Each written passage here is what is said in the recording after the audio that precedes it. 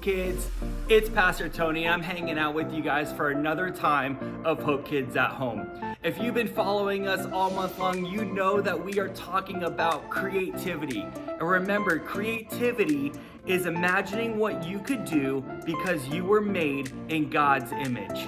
The first week of the month, we talked about how there's no limit to God's creativity, that God is bigger than everything in this world and universe, and there is no limit to what he can make and what he can think of. Then last week we talked about this. We talked about how God created you so you could be creative. God is the creator, and he made us as creation, and because he did that, we can be creative. And then for today, we're talking about how for creativity, you were made for a purpose. But before we dive into how you were created for a purpose, let's play a game real quick. We played this in week 1, but it's just gonna be a quick trivia game focusing around creation and what God has created, and let's see if you can get the right answer to these questions. Let's check it out. All right, I hope you're awake because we're ready to go for this first question of our creation trivia. Here is the question. What is the smallest known mammal in the world? Is it A, the Etruscan shrew, B, the chihuahua, or C, the African pygmy hedgehog? What do you think this answer is? What do you think is the smallest creature in the world?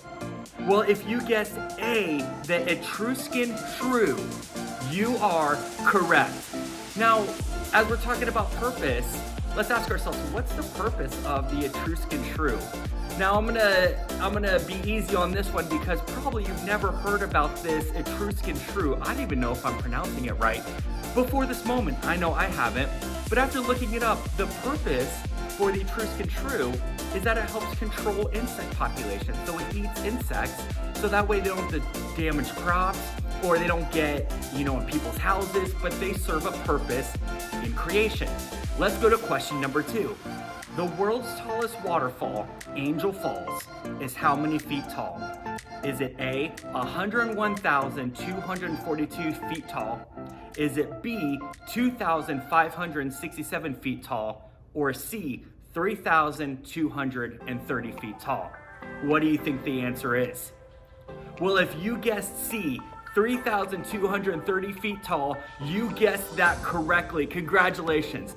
Now, Angel Falls is located in the country of Venezuela. It's the tallest waterfall in the world. But what purpose does it serve? As opposed to moving water along to where it needs to go, I don't know about you, but whenever I'm in creation and I see God's nature and see how big something is, I can't help but worship God.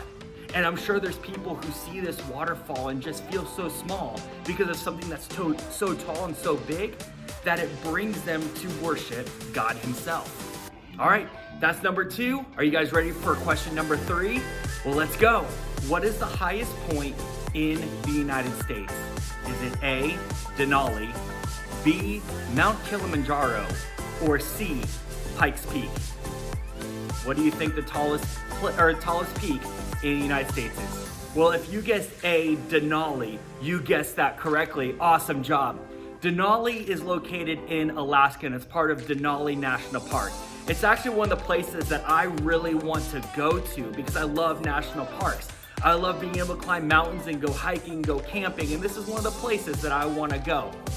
And the reason why I love this is because just like with waterfalls, climbing on top of a mountain and seeing the vastness as far as below me, whether it's creation in the sky and the mountains and waterfalls and rivers and streams, it all points to God. It all points that God made this and I can worship him in that moment. Again, when I feel so small because of something so big, I'm able to worship God, the creator, because he created me. So as you can see, even with things in creation, God has a purpose for them. God created them for intention, not by accident, not because he thought it was cool. I'm sure he did, but it served a purpose. Well, that's the same for you and me. And I know some of you may be thinking, well, what purpose do I have in this world? What am I good at? What are my gifts? What are my talents? How can God use me to impact others? Well, in today's story, we're gonna meet a girl named Esther, and we're gonna see if she's gonna discover her purpose before it's too late. So let's check out the video, and I'm gonna see you guys right after it's done.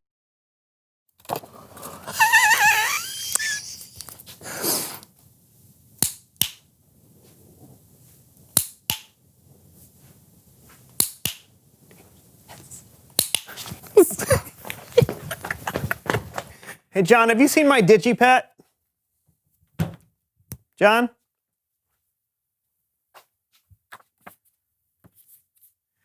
Dear Brandon, please read the poem on the desk directly into the camera. All right, easy enough. Where to look? Where to look? I know not where to look. Sorry. Start from the beginning. Where to look? Where to look? I know not. It's weird. Sorry. All right, one more time. Where to look? Where to look? I know not where to. Where should I look? Where to looky look? You know what? Okay, I got this. Here we go. Wow. Where to look? Where should I look? Where should I look? Looky, looky, look. Looky, looky, looky, looky, look. Looky, looky, look. Look. Where should I look? Where should I look? Where should I look? Look. Ah!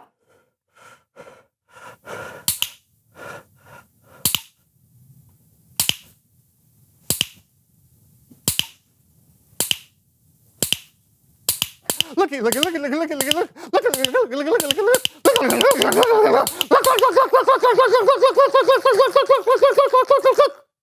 I love poetry.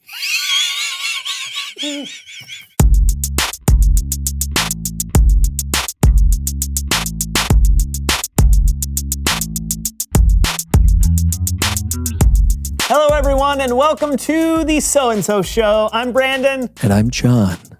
What are we talking about today, John?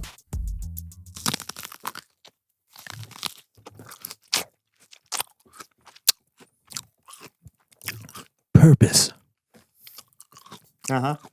Purpose. And my purpose today, Brandon, is to help you relax by providing soothing yet enjoyable sounds for you and your viewers to listen to.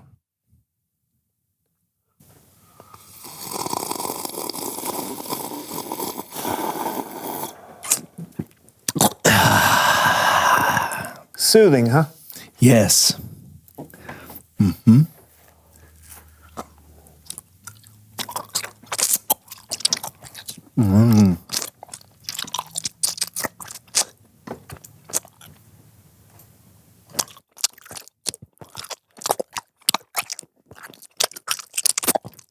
Soothing.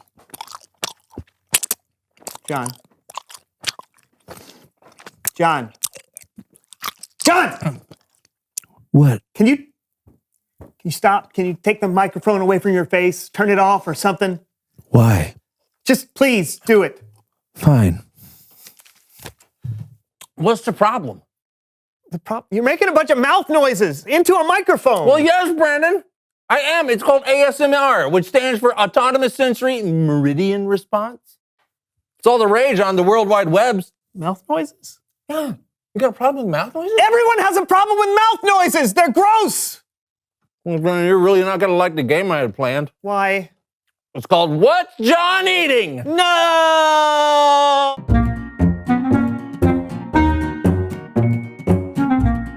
The game is simple.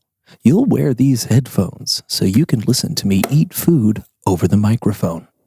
Then you'll use the food cards in front of you to guess what I'm chewing. You can play at home too, because you'll be able to hear exactly what Brandon hears. You ready, buddy? Yes. Can you hear me, Brandon? Yes. Then let's begin. Food item number 1.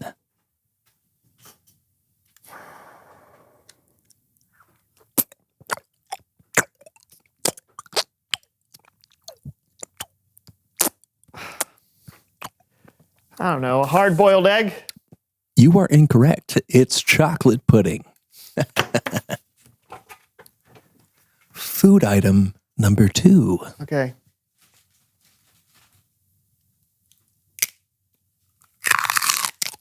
I don't know. It's a carrot. Oh, so close. It was celery. I thought you'd get that one.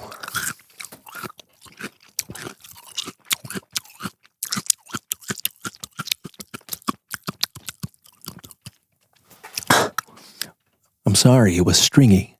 All right, go. Okay. Food item number 3.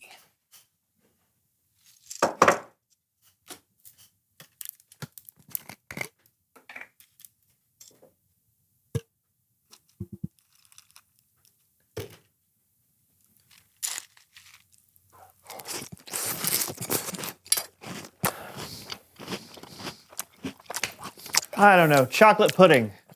Wrong again. It's cereal.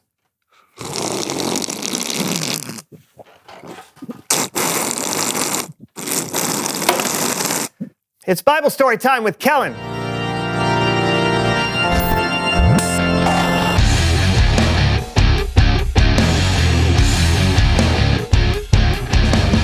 Hey guys, what's up? Hey, Kellen. Brandon doesn't like my relaxing ASMR mouth noises, and I thought it was my purpose. Okay. Kellen, please just move on with your story. Sure thing, man. Well, today I want to talk about an incredibly brave and creative woman. In fact, there's a whole book of the Bible devoted to her story, and her name was Esther. And today we're going to tell it in another edition of Human Head Puppet Theater.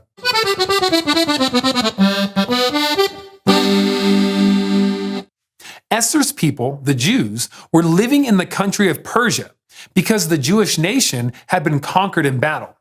The king of Persia was a guy named... I can say my own name, thank you. Sorry, my bad.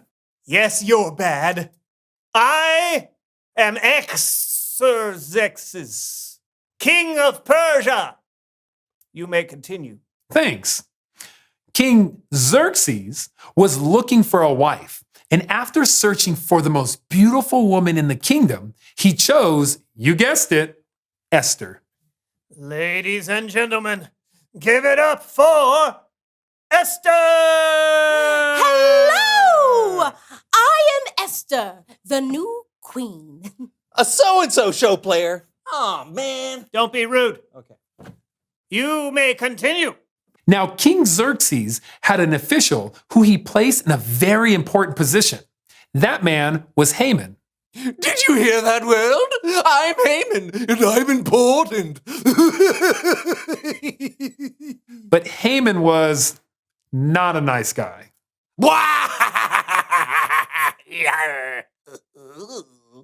The king commanded that people bow down to Haman when he walked by, and everyone did. Well, almost everybody. I'm walking. Hey, you! Who, me? Yes, what's your name? Why are you not bowing? My name is Mordecai, and I'm not bowing because I don't want to. Ooh, that makes my mustache curl.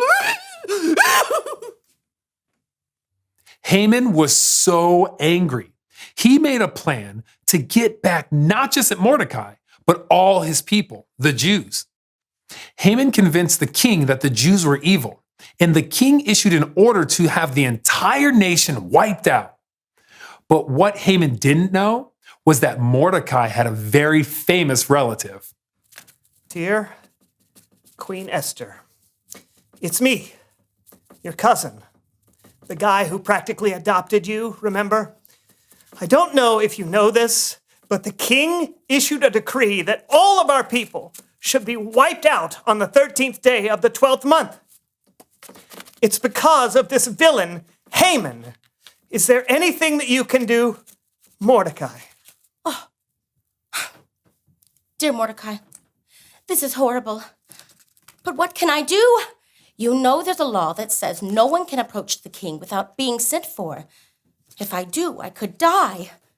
Although, There is a chance the king could hold out his gold scepter if I approach.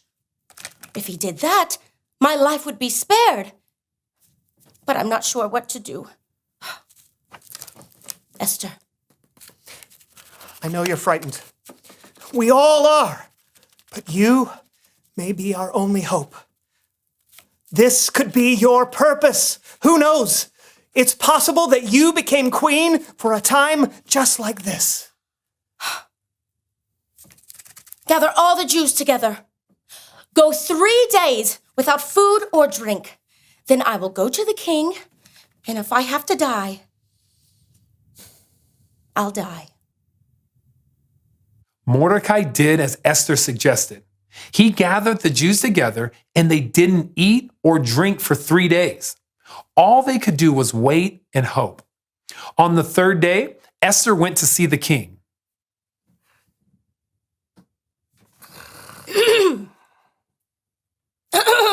King Xerxes? What? Esther?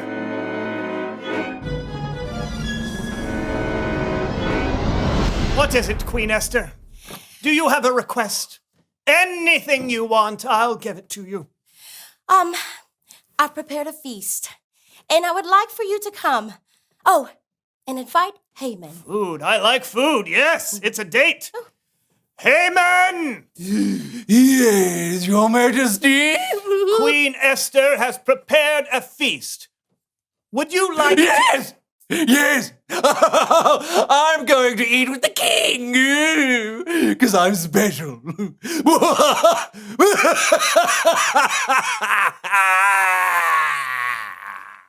The feast happened just as Esther had planned. It went so well that Esther asked the king and Haman back the next day for a second feast. That's when she made her move. What a delicious feast, my queen. Now tell me, what can I give you? Anything you want, up to half my kingdom. Your Majesty, I hope you will be pleased to let me live. Please spare my people. It has been ordered that we be wiped out. What? Oh, the candles! Who dares do such a thing? It was him, Haman. What? I would never. You're Jewish. I didn't. How could I know? This is just a misunderstanding. Why, you little... Oh, no. Guards! Seize this man! No, oh, drat. I decree that all your people be spared. Hooray! Thank you, God. Esther had a purpose, and because of her bravery, she was able to fulfill that purpose and save her people from the wicked Haman. The end. That is an epic story, Kellen. Isn't it? Yeah, God used her to save a whole nation. Now that's what I call purpose. Yeah, and we all have that same opportunity. To save an entire nation? No! Well, I don't know, maybe. That's what's so exciting. God put us all exactly where we are and made us all so unique. Who knows how you may impact the world? Man, that is inspiring. Very cool, Kellen. Thank you. You got it. See you guys. Well, now I've just got to figure out what my purpose is. Because it's apparently not mouth noises. Maybe not, but I mean, come on. I know some of your purposes. Really? Yeah, I mean, you're funny. You're a good friend. And you help share the mysteries of God with, I don't know, hundreds of thousands of people every week. Millions? Sure, why not? And you've got one other purpose that I can think of. What's that? It's to reveal the question. Oh, yeah. What do you think your purpose could be? That's a cool question, because you all have one. Yeah, and the sky's the limit. It could be anything. Just think about how God has wired you and see what you come up with. Or ask someone else who knows you really well. Hey, ask God, too. Yeah, good idea. Yeah, but whatever you think it is, we hope you have fun talking about it. Yeah, until next time, I'm Brandon. And I'm John, and this was The So-and-So Show.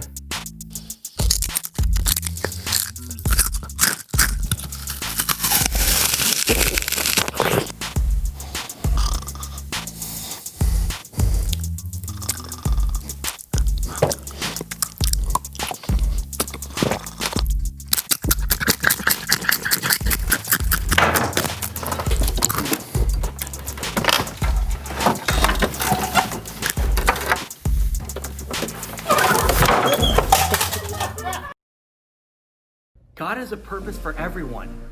He had a purpose for Queen Esther. He put her in the right place at the right time to save her people. Her purpose was to be that voice for the Jewish nation, for the Jewish people. When Jesus came into the world to live a perfect life, to show us the way, what it means to follow after him, when he died on the cross for the punishment for our sin, when he took that away so we can be in a relationship with God again, he had a purpose. And something that you may not know, again, we kind of talked about it earlier, is that God made you with a purpose as well. Now, your purpose may not be like Queen Esther's or Jesus, where you're saving a whole lot of people from destruction. But who knows? God may put you in that place to be able to do that. But what I do know is this, and what God makes true through his word, is that you were created and designed for a purpose, for a reason, for intention, to do something amazing in this life because of what God has done for you. Now, your purpose could be big or it could be small. It doesn't matter because you were given a purpose. Now, I want you to think about this. What is my purpose? And then we're gonna ask different questions to help you kind of find that purpose that maybe God has for you. You can ask yourself these questions. What am I good at? What can I do to help others, to glorify God? How can God use that in my life? Or you may ask yourself the question, what am I passionate about? What are the things that I really want to do or really want to be a part of? Maybe that's your purpose. Or maybe, how has God designed you? Who are you? Are you a good encourager? Are you a good helper? Are you someone with patience? Are you someone who is a great friend? God can use all of those to serve a purpose in this world. So that's the one thing I want you guys to know for today, is that God created you for a purpose. So maybe you're good at sports, or you care about sports, and maybe one day you're gonna be a professional player, and when a microphone's in front of you, or when you're in front of your teammates, you can glorify God because God made you for that purpose. Maybe you care about animals. Maybe you love animals and you're gonna be a veterinarian, and you're gonna be able to love families because you love their pets, and you're gonna be able to show God's love through that. Maybe you care about the environment. Maybe you love the outdoors. Maybe God's created you to create new systems to help keep our earth clean into the future, so that way future generations can benefit and love the earth just like you did. Maybe God's gonna use you for business, or he's gonna use you as a teacher because you love working with kids, or maybe God's gonna use you as a church planner. Maybe you love telling others about Jesus, and maybe your purpose is to go plant a church somewhere and tell others about Jesus. Or maybe, just like how we watch the Summerfest, maybe your purpose is to go overseas and to live on mission, to tell others in a country, in a land, in a place so different from how you grew up in your home. Maybe that's your purpose, is to go be a missionary. Whatever it is, God has a purpose for you. It's in how he designed you, how he created you, the gifts that he's given you, the talents that he's given you, the passions that you have, the desires you seek in this world. All those things can come together to create your purpose. Now I'll admit, that's a lot to take in. So if you don't know where to start, ask your parents. Your parents know you. They know your personality, what you're good at, and how God has wired you. Ask them. Ask them for your help. Ask a small group leader. Ask a friend. There are people around you that God's put in your life to help you, direct you where you're supposed to go. And I say that because I wouldn't be here today in Hope Kids if it wasn't for friends helping me and guiding me along the way. I didn't know what I wanted to do, and I didn't know where I wanted to go. I knew I was going to work in a church. I knew I was going to be in ministry. But I had to have friends along the way to help guide me and lead me and help me take those passions and what I'm good at to put me in the place I'm in today. It's because of those friends and those moments that I'm in Hope Kids. It's crazy to think back and see how God has worked and weaved and moved and shaped and led me and guided me in all of those moments. And the truth is that He's doing the same thing. So even though you're a kid, even though you may just be entering first grade or going into fifth grade, God has a purpose for you. He has something amazing for you. Just keep on trusting Him, keep on following Him, and keep on praying and spending time with Him and ask Him to reveal what your purpose is. And Hope Kids, that's my prayer for you this week, is that you guys would help discover your purpose that God has for you. I love this week of Hope Kids at Home. I hope you guys had an awesome time as well. I hope you guys have an awesome week discovering your purpose. One more thing before I go. Remember, every Sunday night we are doing a park night for Hope Kids.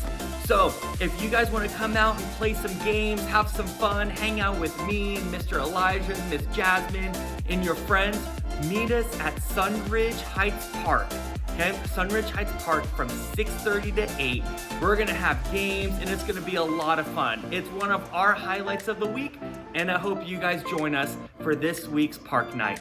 We hope to see you then, and if not, we'll see you next week for another time of Hope Kids at Home.